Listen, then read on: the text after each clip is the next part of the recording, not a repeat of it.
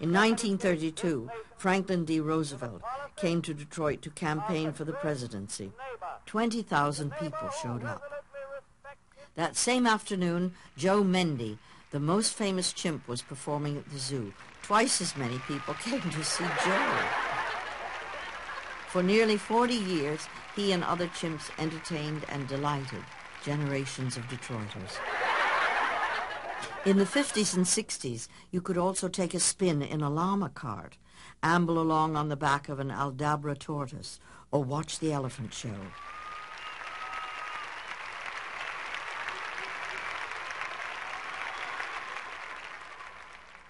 And while traditional zoos were still putting animals in sterile, tile-floored cages, putting too many animals in too small a space, the Detroit Zoo was building natural-looking habitats, open areas without cages and bars. One little boy who especially loved the open exhibits was Doc Wilson. My father was enamored with the place, as I was. I never thought that I'd ever work out here. We came to what they call Monkey Island, I guess they still do, and my father thought this was about the greatest exhibit that he ever saw in his life, the greatest thing he ever saw in his life. Doc Wilson did work here. After years as a veterinarian, he was appointed director of the Detroit Zoo. I think this is sort of a spiritual food for the visitor, and I would like them to have that feeling when they go. Little ones, children, I would like them to have a sense of respect for the animal, a sense of love. I really wasn't too interested in whether the Latin name was right. I didn't worry about pedigrees of animals, but I think that I was a director for my time. In the 60s and 70s in Detroit, television and animals meant Sonny Elliott. How do and welcome to the wondrous and internationally famous Detroit Zoo, where the elephants have unpacked their trunks, the rattlesnakes... This zany personality introduced hundreds of thousands of people to wildlife. I enjoyed doing what we called At the Zoo, a half-hour program that we did once a week. And in 17 years, I learned enough to find out things that I thought I'd never learn, like an elephant's eyelashes are 5 inches long, that their polar bears have hair in the bottom of their feet. It's an amazing kind of learning experience that's joyful at the same time. This was also a time when our attitude toward wildlife began to change. We were questioning our relationship with other species and whether we had the right to train wild animals for our own amusement. Wildlife programming on television had a lot to do with our changing attitudes. For the first time, we were watching animals running free in the wild.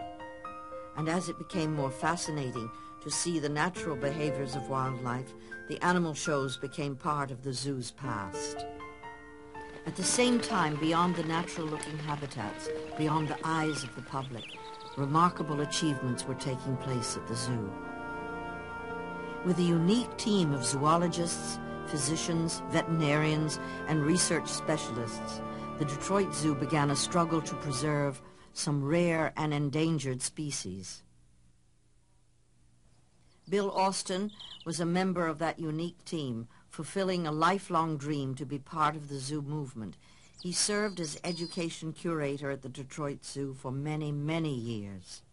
When I first began working in this, the endangered species was not a term that you ever heard. Let's talk about shortage of animals. Animals at one time were fairly common, suddenly became much more difficult to get. We didn't realize at the time what the significance of this really was. And we did not realize that we were literally depleting a reservoir. It was here that the world's first incubated ostrich egg was hatched, and where one of the first captive polar bears was born. The Detroit Zoo continues to be part of a cooperative effort between zoos. They have rescued some species like the scimitar-horned oryx from the edge of extinction. Today, modern zoos are linked by a common goal: to preserve the wildlife that still exists. There are just 1,000 zoos in the world today, and they, like the Detroit Zoo, have become a refuge, and in many cases the last refuge for some species. Current Detroit Zoo Director Ron Kagan believes we can all be a part of the solution. The part for us that is so extraordinary is watching people fall in love with the world of nature. And when people see the polar bears swimming underwater, which is not something you can do in the wild, and when people stand in the butterfly and hummingbird garden and have these magical creatures flittering around you, they are so awed by the world of nature, and I think also intuitively understand how fragile nature is. Those are very, very important life lessons, and hopefully get translated into people's actions when they leave here. With the world's natural habitats disappearing at a reckless speed, zoos may be the only place some large animals will exist in a few short years.